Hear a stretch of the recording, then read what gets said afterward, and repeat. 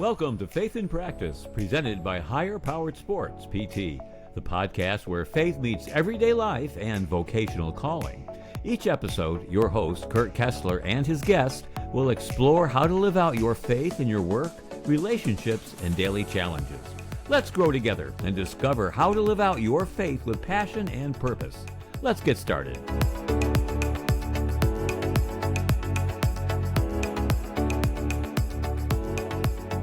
Hey there, everybody. Welcome back to another episode of Faith in Practice. I love today's topic now. I didn't back when it was happening, but I'm going to start with a tweet from 2015, back when tweets were tweets. This was when the Cleveland Cavaliers had LeBron James, Kyrie Irving, and Kevin Love. LeBron tweeted about Kevin Love, "Stop trying to find a way to fit out and just fit in. Be a part of something special. Just my thoughts." Now, the message here is clear. LeBron wants Kevin Love to buy in so that the team can become stronger and achieve the goal of winning an NBA title. But my mind goes to Kevin Love in this situation because I have been Kevin Love. Kevin Love has been very public about his mental health challenges that he has overcome, and I can relate there a little bit. But the image of Kevin Love, who by all accounts that I know has been a good teammate, a good leader, whatever, getting pressured to try to fit into a certain culture. This is an experience that I overcame in college, and it almost seems so insignificant in the past now. But the reason it is insignificant is because I overcame it. My freshman year of college, I outlined this on the introductory podcast for both the Higher Power podcast and Faith in Practice. I went to Bloomsburg University because of poor planning for my future and because I didn't want to go far from home for college. In high school and college, and even a little bit post-college, I had a very strong aversion to alcohol. I didn't feel comfortable around it, didn't like how it changed people's behaviors. I didn't trust it. There was a reason for it, something I had experienced in the past and never really connected the dots until many years later. But I just couldn't be around it. Going into senior year of high school is when a lot of my friends started getting into it, and that's when I started to feel like I didn't fit in. Now, to be clear, 99% of the time, everything was cool. Everything was normal. My friends are wonderful, always included me, wanted me to be a part of whatever was going on, but I just couldn't because of my own stuff that I was going through. Going into college, just about all of my closest friends went to Bloomsburg. And during my freshman year, as you can imagine, parties and everything else, Friday nights, Saturday nights, whatever. And I was at home while all my friends were out having fun together. And again, to be clear, this was not because they excluded me, but because I excluded myself.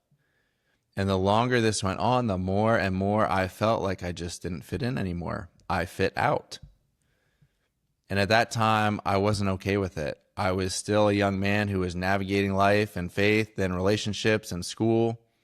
And how this played out, in high school, people would go to someone's house to drink, and I'd be at home with my stomach in knots, feeling, one, nervous about my friends, and two, upset with FOMO from not being with my friends, and then hear everyone talk about it in school. But I just didn't trust it. And as I'm saying this, I feel like I'm just talking in circles and sounding like a crybaby, but alcohol was a super trigger for anxiety for me. So in college, I felt like I was out of the group. I transferred for academic reasons, and that school was a better situation where the party scene was not the same as Bloomsburg. I met my wife there, and I met her when I was 20. We started dating when I was 21 and she was 20. She didn't drink until she turned 21, and life was good. But then she turned 21. And again, I need to make something clear. My wife is the sweetest person, especially at that age, the most innocent person you'd ever meet. When I say she went out in college, it was only when she was of age and could probably count on one hand the time she actually went out. And she was the most trustworthy girl at all times, zero threat of anything happening. But on those occasions, I was then again faced with someone that I love and care about and going and being around alcohol. Again, with the worry and anxiety. All she wanted was for her boyfriend to be with her and there at these occasions, and I just couldn't. Then moving forward, I was probably 23 or 24 years old, and we have friends that start getting married. I was nervous. I was anxious. I'd be at the weddings and excuse myself during the fun and dancing because I just felt so anxious in that environment. I go to the bathroom and be puking from anxiety. It really wasn't fair for her. And then rewind to college and high school, in the bathroom, puking from anxiety. Senior week in high school, I didn't want to go, but I didn't want to be left out. So all week I was puking in the bathroom from anxiety. And then back to freshman year of college, I hated so much that I didn't fit in. I was fitting out more and more. So I decided to partake and go out with my friends. I think I went out like 5 times that entire year. I tried it. I hated it, but I faked my way through it to try to fit in. And the final time of those 5, I woke up the next morning and I said to myself, this isn't me. This isn't who I am. I'm not doing that again, which was a great stepping stone into knowing that it wasn't for me. And no matter what, I was going to be true to who I was, even if the cost was feeling left out. It was a good first step. Then we fast forward through the rest of college and beyond, which I outlined. Throughout college and beyond, I grew in my faith quite a bit. I wish I had a story of like one triumphant moment where I just overcame all my issues and became a new person. But in reality, what happened was that through my pursuit of Christ, over time, 2 things happened. 1, I became completely aware of the source of my anxieties. The incident that caused the whole thing left me feeling like I had no control, and therefore associated alcohol with people and situations being out of control. So I worked through that. But then God just really revealed himself to me in several ways. He allowed me to let go of that anxiety and fully trust that he had delivered me into safety and into a world where he was in control. And the other thing is he revealed that I was made exactly the way I was for a reason. And more importantly, I was made that way by him. He was the potter and I was the clay. He was the artist and I was the canvas. I had no reason to worry when he was in control and writing my story. He was taking bad and molding it into good as he grew me in my faith and my understanding of myself and of him. I was able to appreciate the way he made me instead of wanting myself to fit in to be like everybody else. And that is when I finally wanted to fit out, because in that being different, it invites others to hopefully come closer and give me the opportunity to share my faith journey. It's time for Word Up. Word up today is going to come from Jeremiah chapter 18, verses 1 through 6. Now, the historical context here, Jeremiah was a prophet during a critical period in Judah's history, but before the Babylonian exile around 600 BC. God's people had repeatedly broken their covenant with him through idolatry, injustice, and rebellion. The nation was in spiritual decline and judgment was coming, but God was still reaching out to them through Jeremiah. In Jeremiah 18, God gives Jeremiah a visual lesson. He tells him to go to the house of a potter, which was a common trade in ancient times, and there God would show him something meaningful. Here's the passage.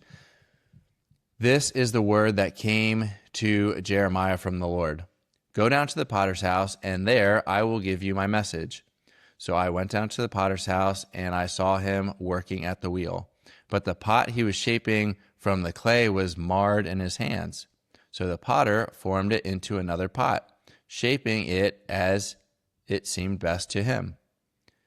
Then the word of the Lord came to me. He said, "Can I not do with you, Israel, as this potter does, declared the Lord. Like clay in the hand of the potter, so are you in my hand, Israel." So now the scene at the potter's house, Jeremiah watched the potter working at the wheel. The clay becomes marred or spoiled in the potter's hands. Maybe it had a flaw or wasn't shaping correctly, but instead of discarding the clay, throwing it away, the potter reworked it into a different type of vessel, one that seemed right to the potter. And God's message here in verse 5 and 6, can I not do with you, Israel, as this potter does? Like clay in the hands of the potter, so are you in my hand, Israel. The point here is that God is the potter and his people are the clay. He has the power to shape, reshape, or even break down a nation, depending on their response to him, or in a case like I described, the ability to shape and reshape hearts and lives. The deeper meaning here, this passage teaches several core truths. One is God's sovereignty. Just as a potter has complete control over the clay, God has authority over his creation, including nations and individuals.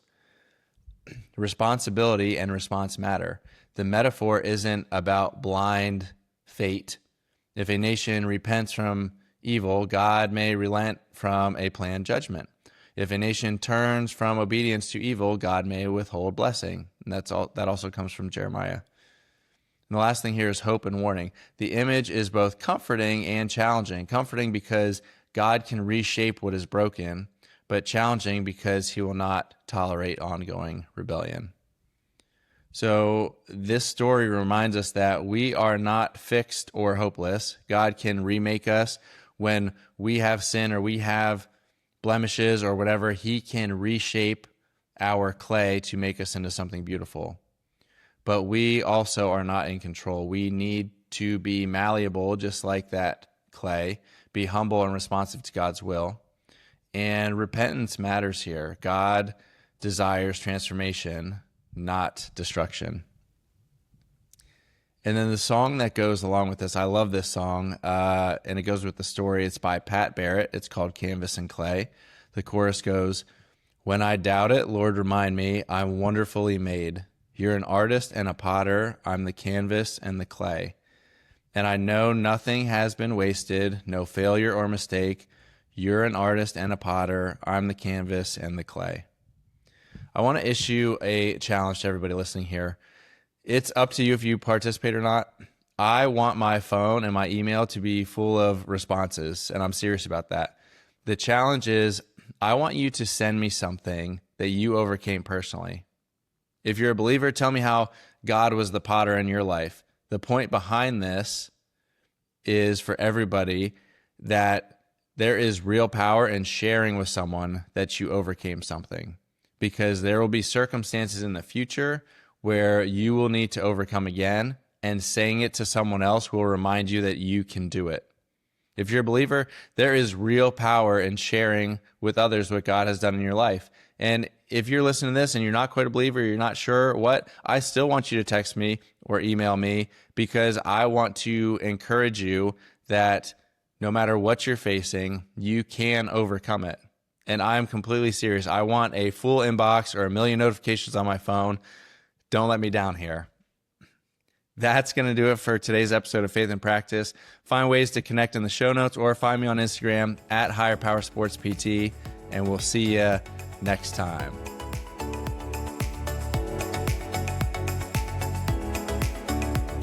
Thanks for joining us for today's episode of Faith in Practice. We hope you found inspiration and practical wisdom to help you live out your faith on and off of life's playing fields. If today's conversation resonated with you, be sure to subscribe, rate, and review. Your support helps us continue sharing stories and insights that empower you to align your faith with your vocation. For more resources or to connect with us, visit hpsportspt.com. That's hpsportspt.com. Remember, your faith isn't just a part of your week, it's a part of your life. Let your light shine.